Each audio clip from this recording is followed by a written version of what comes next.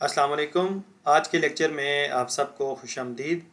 Basically आज जो हमारा लेक्चर है वो डेवलपमेंट इकनॉमिक्स का है और डेवलपमेंट इकनॉमिक्स के अंदर हम एक डेवलपमेंट इकनॉमिक्स की बड़ी मशहूर थ्योरी जिसे हम माल्थस थ्योरी या माल्थुसियन थ्योरी कहते हैं, जो कि पॉपुलेशन के हवाले से थी। और इस थ्योरी ने अपने टाइम पीरियड के अंदर बड़ा फेम हासिल किया और फिर बाद में इस थ्योरी के ऊपर बहुत ज़्यादा क्रिटिसिज्म भी हुआ। तो आज बेसिकली हम अपने लेक्चर के अंदर पहले ये डिस्कस करेंगे कि ये थ्योरी कब प्रेजेंट की गई थी, फिर इसके मेन पॉइंट्स क्या हैं, फिर इस पर क्रिटिसिज्म क्या हुआ, क्या आज के दौर में ये अप्लाई होती है या नहीं होती है, और ख़ास तौर पे जो अंडर डेवलप कंट्रीज़ हैं, पाकिस्तान है, बांग्लादेश है, इंडिया या इस तरह के और जो कंट्रीज़ हैं, क्या इन कंट्रीज़ के अंदर ये थ्योरी अप्लाई होती है कि नहीं होती है। तो इन चीज़ों को आज हम डिटेल के अंदर डिस्कस करेंगे। तो सबसे पहले तो इस थ्योरी का इंट्रोडक्शन है कि ये थ्योरी थॉमस रॉबर्ट माल्थस ने रिप्रेजेंट की थी, इसी वजह से इसको माल्थुसियन थ्योरी कहते हैं। और ये थ्योरी लेट 18 सेंचुरी और अर्ली 19 सेंचुरी में प्रेजेंट की गई थी। और इस थ्योरी का जो मेन कंसर्न था वो पॉपुलेशन ग्रोथ के साथ था और रिसोर्सेज के साथ था कि आपकी कंट्री के अंदर जो पॉपुलेशन है वो बहुत ज़्यादा स्पीड के साथ बढ़ती है और जो रिसोर्सेज हैं वो कम स्पीड से बढ़ते हैं। तो इस मेजर थ्योरी का जो कंसर्न था वो ये था। अब बात आती है इस थ्योरी के मेन पॉइंट्स की। तो इस थ्योरी के अंदर दो चीज़ों के ऊपर फोकस किया गया, एक है पॉपुलेशन ग्रोथ और दूसरा है रिसोर्स लिमिटेशन या resource growth. According to Malthus का यह मानना था कि जो पॉपुलेशन ग्रोथ है वो ज्योमेट्रिकली बढ़ रही है। जैसे कि आप देखें यहाँ पे नंबर लिखे हुए हैं 1, 2, 4, 8, 16। आपके पास जो पॉपुलेशन ग्रोथ है वो ज्योमेट्रिकली बढ़ती है, और इसको मैं सिंपल अगर ऐसे लिखना चाहूँ जीएम ज्योमेट्रिकली बढ़ती है। और जो आपके पास रिसोर्सेज हैं, रिसोर्सेज में जो मेन फोकस उसका था फूड प्रोडक्शन के ऊपर था। ये रिसोर्सेज आपके पास इंक्रीज करते हैं अरिथमेटिकली। अब अगर आप इन नंबर पे गौर करें तो पॉपुलेशन का पहला नंबर 1 है, 2, फिर दूसरा, फिर 4, 8। अगर आप रिसोर्सेज के ऊपर गौर करें तो ये एक सीक्वेंस वाइज 1, 2, 3, 4, 5। तो इसका मतलब ये है कि रिसोर्सेज स्लोली ग्रो करते हैं, स्लो स्पीड के साथ ग्रो करते हैं, जबकि पॉपुलेशन ग्रोथ जो है वो हाई स्पीड के साथ ग्रो करती है, ज्योमेट्रिक मीन के स्पीड के साथ ग्रो कर रही होती है। तो ये इस मेजर थ्योरी का मेन कंसर्न था कि पॉपुलेशन ग्रोथ बहुत ज़्यादा स्पीड से बढ़ रही है और जो रिसोर्सेज हैं वो कम स्पीड के साथ बढ़ रहे होते हैं। और फिर एक ऐसा टाइम आएगा कि अकॉर्डिंग टू माल्थस के अगर यही हिसाब रहा तो एक ऐसा टाइम आ जाएगा कि हर बंदे के पास वो रिसोर्सेज नहीं रहेंगे और कंट्री के अंदर से रिसोर्सेज डिप्लीशन हो जाएगी। अगर इस थ्योरी को साइड पे करके वैसे हम थोड़ी सी अगर ये डिस्कशन करते हैं तो ये बात तो अंडरस्टूड है कि जो रिसोर्सेज हैं इकोनॉमिक्स के अंदर पढ़ते ही हम ये हैं कि जो रिसोर्सेज हैं वो लिमिटेड हैं और वांट्स जो हैं वो अनलिमिटेड हैं। तो रिसोर्सेज लिमिटेड माइक्रो लेवल पर अगर हम देखें तो एक इंडिविजुअल के जो रिसोर्सेज हैं उसकी इनकम है, लेकिन अगर मैक्रो लेवल के ऊपर जाकर देखें तो एक कंट्री के रिसोर्सेज भी जो हैं वो लिमिटेड हैं। एक टाइम ऐसा आएगा कि जितने भी नेचुरल रिसोर्सेज हैं ये ख़त्म हो जाएंगे। तो ये बात तो किसी हद तक अगर हम रोस्टो की माने तो वो तो हमें ये समझ में आती है कि ठीक है ऐसा तो होगा कि एक टाइम ऐसा आएगा कि ये रिसोर्सेज ख़त्म हो जाएंगे। जैसे कि अगर हम अंडर डेवलप कंट्रीज़ के अंदर देखते हैं तो यहाँ पे वाटर के क्राइसिस बहुत ज़्यादा एक्सट्रीम की तरफ जा रहे हैं। तो ये एक रिसोर्स तो बहुत ज़्यादा ख़त्म हो रहा है अंडर डेवलप कंट्रीज़ के अंदर। अब जो माल्थस ने कहा कि आप पॉपुलेशन को कंट्रोल कैसे कर सकते हैं, यानी कि चेक ऑन पॉपुलेशन, तो उसने दो तरह के चेक्स की बात की। एक को उसने नाम दिया पॉजिटिव चेक्स और एक को उसने नाम दिया प्रिवेंटिव चेक्स। पॉजिटिव चेक्स क्या है कि जैसे कि डेथ रेट है, डेथ रेट के अंदर फिर उसने एक्सप्लेन किया कि डेथ होंगी किस वजह से। भाई जब आपके पास रिसोर्सेज कम होना शुरू हो जाएंगे तो फेमिन्स आ जाएंगी, यानी कि कहत हो जाएगी, और उसकी वजह से डिफरेंट किस्म की डिसीज़ेज आएंगी या वार होती है तो उसकी वजह से आपकी पॉपुलेशन कम हो जाएगी और रिसोर्सेज ज़्यादा हो जाएंगे, तो फिर आपका कंट्री दोबारा स्टेबल होना शुरू हो जाएगा। प्रिवेंटिव चेक क्या है कि जिस पे ह्यूमन बींग्स का कंट्रोल है। जैसे कि उसने कहा कि आप खुद ही से ऐसे प्रिवेंटिव मेजर लें कि आप बर्थ रेट को कम कर सकें। फिर इसीलिए उसने कहा कि आप लोगों के अंदर ये अवेयरनेस पैदा करें कि वो पॉपुलेशन को कंट्रोल करें, आप डिलेड मैरिजेस की तरफ चले जाएं जिसकी वजह से आपकी पॉपुलेशन कंट्रोल में आ जाएगी। तो ये तो दो किस्म के चेक्स उसने लगाए पॉपुलेशन के अंदर, जिसको एक को उसने नाम दिया पॉजिटिव चेक्स का और दूसरे को उसने नाम दिया प्रिवेंटिव चेक्स का। अब इसके बाद आती है माल्थस ट्रैप क्या है, माल्थुसियन ट्रैप क्या होता है बेसिकली। तो इसको भी माल्थस ने डिफरेंट पॉइंट से एक्सप्लेन किया, फिर इसका ये ग्राफ सा भी है, हम इसको भी डिस्कस करते हैं। सबसे पहले तो जो माल्थस ने एक पॉइंट डिस्कस किया जिसे हम कहते हैं इनिशियल प्रॉस्पेरिटी। प्रॉस्पेरिटी का मतलब क्या है, खुशहाली है, और इस केस में क्या होगा, रिसोर्सेज ज़्यादा होंगी, resources are plentiful and population grows rapidly. आपके पॉपुलेशन तो बढ़ रही है लेकिन आपके पास रिसोर्सेज स्टिल अभी इतने हैं कि आपके कंट्री के जितने भी पॉपुलेशन है सबको वो रिसोर्सेज अवेलेबल हैं, सबकी जो बेसिक नीड्स हैं वो फुलफिल हो रही हैं। इसका मतलब ये है कि आप प्रॉस्पेरिटी में हैं। फिर दूसरा पॉइंट वो कहता है रिसोर्स के ऊपर स्ट्रेन आ जाता है, यानी कि रिसोर्सेज अब आपके पास कम हो जाएंगे। अब वो कह रहा है कि पॉपुलेशन इंक्रीजेज, जैसे जैसे कि पॉपुलेशन बढ़ती जा रही है आपके पास रिसोर्सेज ख़त्म होते चले जाएंगे, डिक्लाइन इन लिविंग स्टैंडर्ड। तो एक पॉइंट ऐसा आ जाएगा कि अब हर बंदे के पास वो रिसोर्सेज नहीं होंगे। तो जैसे कि अगर आज के दौर में भी हम देखते हैं तो हर हाउस होल्ड के पास जो मेडिकल फैसिलिटीज़ हैं या एजुकेशन फैसिलिटीज़ हैं या और जितनी भी जो बेसिक नेसेसिटीज़ हैं वो हर बंदे के पास उस तरीके से अवेलेबल नहीं है, तो जिसकी वजह से लिविंग स्टैंडर्ड तो डाउन हो रहा है।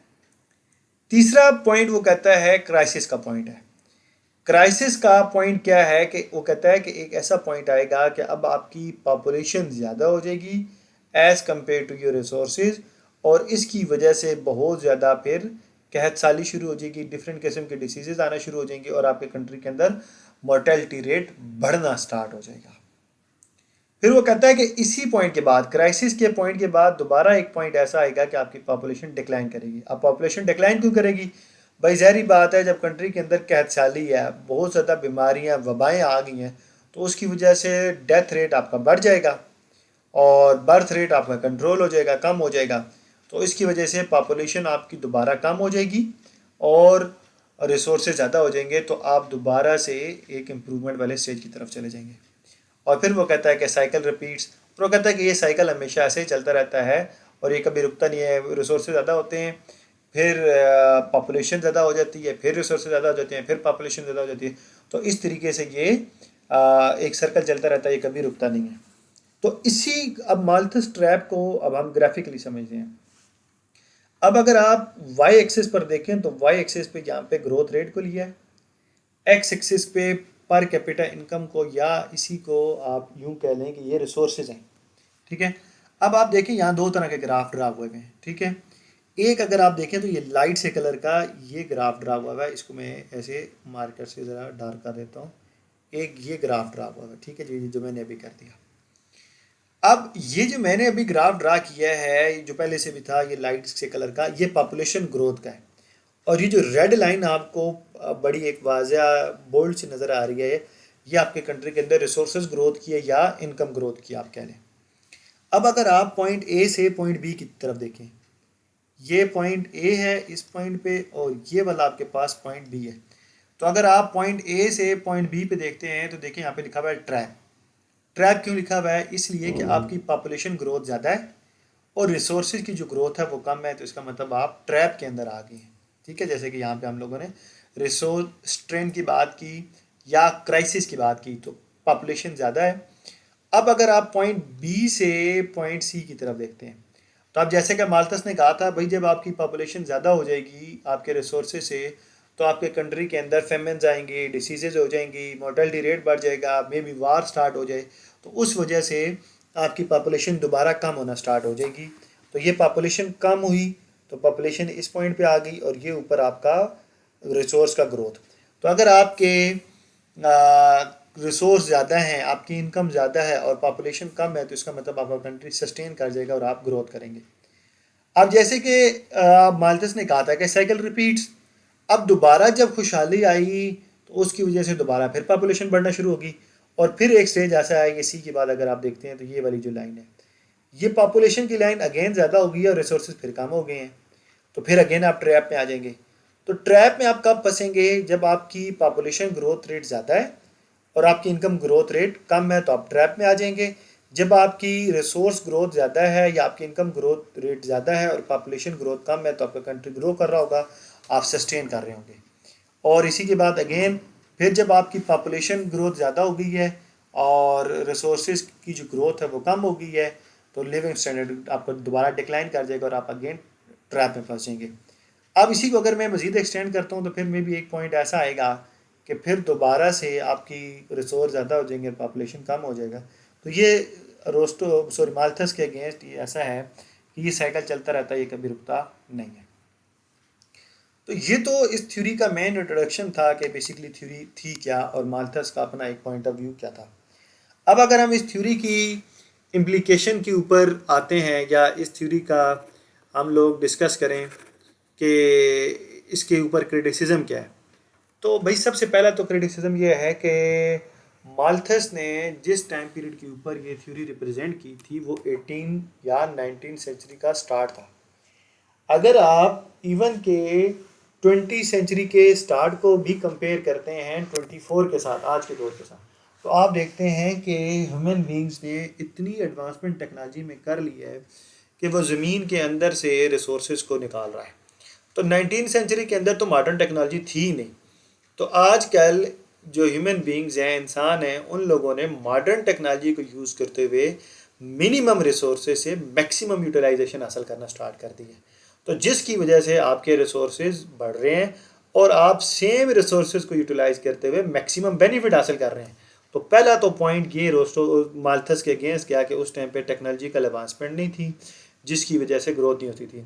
तो अब आप देखें कि एग्रीकल्चर सेक्टर के अंदर भी लोग मॉडर्न टेक्नोलॉजी यूज़ कर रहे हैं, तो उसी सेम पीस ऑफ लैंड से लोग ज़्यादा आउटपुट भी प्रोड्यूस कर पा रहे हैं। इंडस्ट्रियल सेक्टर के अंदर भी ग्रो तो हो रही है। तो ये वाला पॉइंट तो मिसिंग था माल्थस के थ्योरी के अंदर, क्योंकि उस टाइम पे तो मॉडर्न टेक्नोलॉजी थी नहीं। दूसरा पॉइंट जो है वो है डेमोग्राफिक ट्रांजिशन का। अब डेमोग्राफिक ट्रांजिशन है क्या कि with the passage of time हमें ये बात नज़र आती है कि बहुत सारे कंट्रीज़ ने खुद ही से बर्थ रेट को कंट्रोल किया है, और लाजमी नहीं है कि बर्थ रेट को कंट्रोल करने के लिए उन्होंने डेथ रेट को भी बढ़ाया है। उन लोगों ने बर्थ रेट को भी कंट्रोल किया है और डेथ रेट को मेंटेन किया है। अब लोगों के पास जो है वो मेडिकल फैसिलिटीज़ भी आ गई हैं जिसकी वजह से वो लोग अपना बेहतर मेडिकेशन कर रहे हैं, जिसकी वजह से उनकी जो एवरेज एज है उसमें इंक्रीज़ हो रहा है।